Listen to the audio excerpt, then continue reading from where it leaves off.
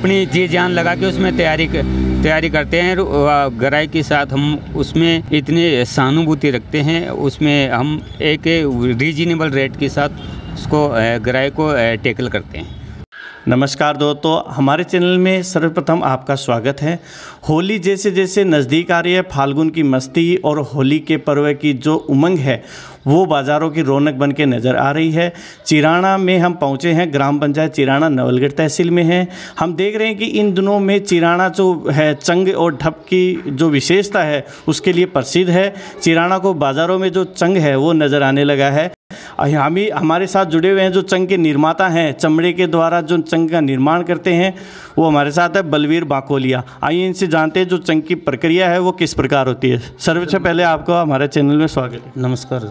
तो ये चमड़े का जो चंग है निर्माण करते हो आप, किस प्रकार की प्रक्रिया का उपयोग करते हो? हमने पहले कच्चा चमड़ा लेके आते हैं, जैसे अपन बीकानेर साइड से लेके आते हैं बेड़ की खाल, उसको सूखी आती है, इनको नमक लगाए इनको धोते हैं और धोने के बाद हम इसको अच्छी तरह से इसका बाल वूल साफ़ करते हैं। साफ़ करने के बाद इसको हम गुड़ और मेथी से चिपकाया जाता है। तो आप ये चंग का निर्माण कर रहे हो तो क्या इसकी दर जो प्राइस रहती है वो मार्केट में किस प्रकार है? हमारी प्राइस 1050 रुपये है, इसकी हाई से हाई रेट, और जैसे छोटा बड़ा होता है उसके हिसाब से कम बेसी भी हो जाता है इसका। तो क्या एक सीज़न में कितने चंगों की बिक्री हो जाती है? 300 साढ़े 300 चंग बेच देते हैं अकेला, और भी परिवार हैं शायद ही। तो ये चंग जो है इसकी जो मांग है, डिमांड है, होली के पर्व खूब रहती है, तो क्या शेखावाटी के अलावा भी इसकी रहती है? शेखावाटी के अलावा भी जाता है हमारे।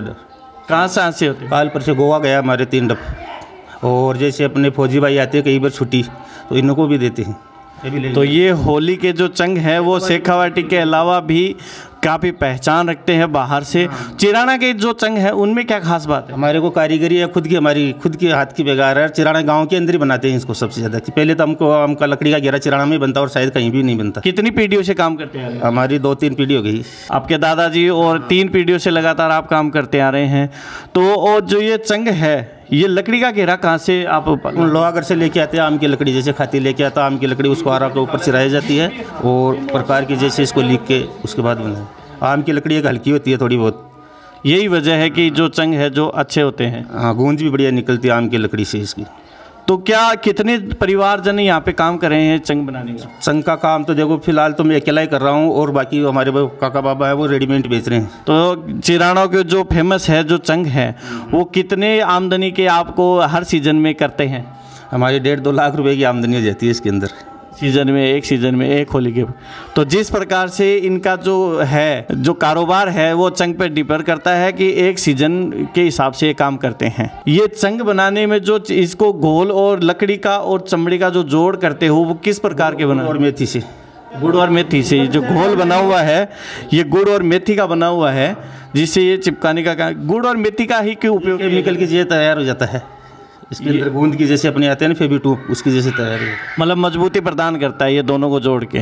ऐसा कह सकते हैं कि जो चिराना के चंग हैं वो प्रसिद्धि दिलाने में कहीं ना कहीं इनके परिवारजनों का जरूर हाथ रहा है। चिराना के ही एक और चमड़े के जो कारीगर हैं, चंग बनाने का काम करते हैं, रमेश बाकोलिया हमारे साथ हैं। इनसे चर्चा करते हैं कि किस प्रकार से ये चंग का काम करते हैं।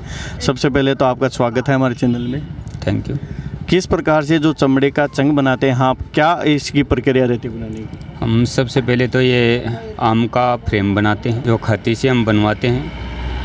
पहले तो इसकी चिराई करवाता खाती, फिर हमसे उससे लेते हैं, फिर उसको चिराई करके हम उसको फ्रेम लेने के बाद में फिर मेथी से लेप करते हैं, इसको बांट के फिर इसको बिल्कुल बारीक महीन इसको बनाते, अब बिल्कुल इसको जैसे सेद की तरह इसको बना के फिर इसके लेप करने के बाद में फिर इसको एक डब तैयार करने में लगभग 3 से 4 घंटे का टाइम लगता है। किस जानवर की जो चमड़ा है वो क्यों उपयोग किया जाता है?